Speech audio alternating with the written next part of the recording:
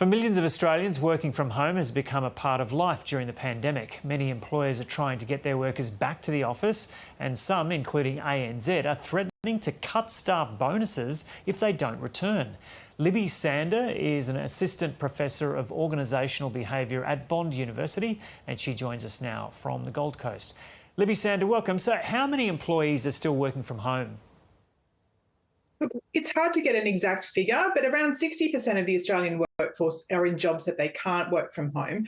But the ones that can are generally spending around 2 to 3 days working from home. And there has been a slow return to the office in different sectors, particularly in CBDs where people are facing long commutes. And what's the evidence about the productivity of people working from home as opposed to in the office?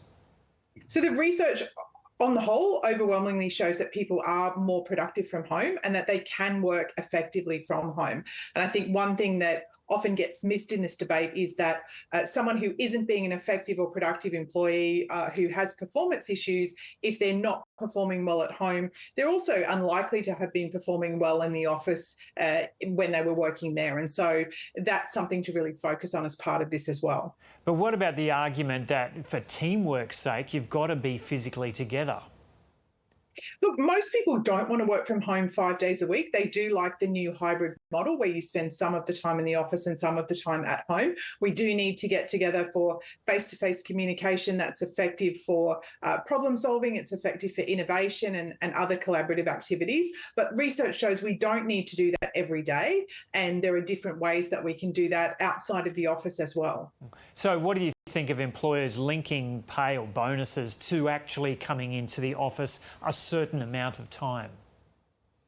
Look, top talent will leave when they have conditions that aren't conducive to, I think, a trusted culture, a high-performance culture. So taking this approach of punishing employees to try and get them back to the office isn't the right approach. We need to have an approach where employees want to be in the office. There's a positive culture, there's a good working environment where people actually enjoy being in together. But forcing them back to the office under those sorts of threats, we know from extensive research against these types of things that won't be effective and that good employees will leave. But as I understand it, it's only to say, like, if you don't come in at all, you're not going to get as big a bonus. But if you come in 3 days a week, you'll get the regular bonus. But you're still uncomfortable with that?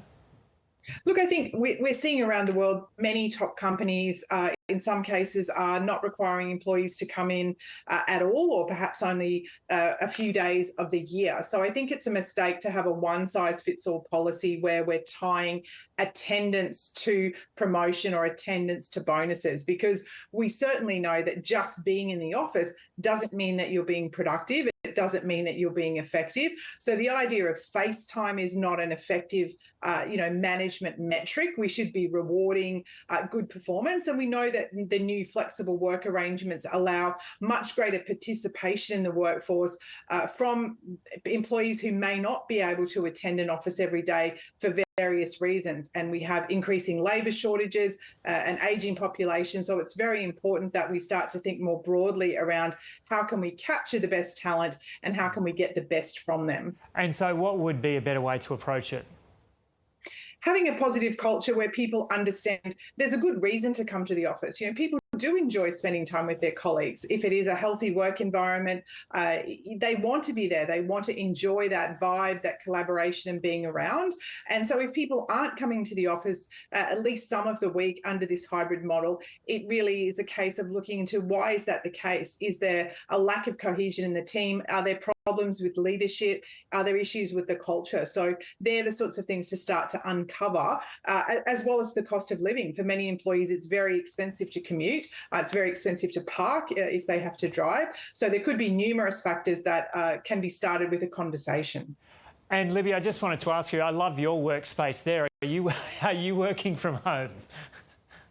I am actually working from home, but unfortunately at the moment, I was in the office earlier today for most of the day, but unfortunately this is one of the wonderful backgrounds that we saw pop up during the pandemic. Oh, that's a fakey. My office doesn't actually look like this. It is very nice, but it doesn't look like this. Good stuff. Okay, thanks very much for having a chat to us, Libby Sander. My pleasure. Thanks, Joe. Time now for a look at finance news. Here is David Chow.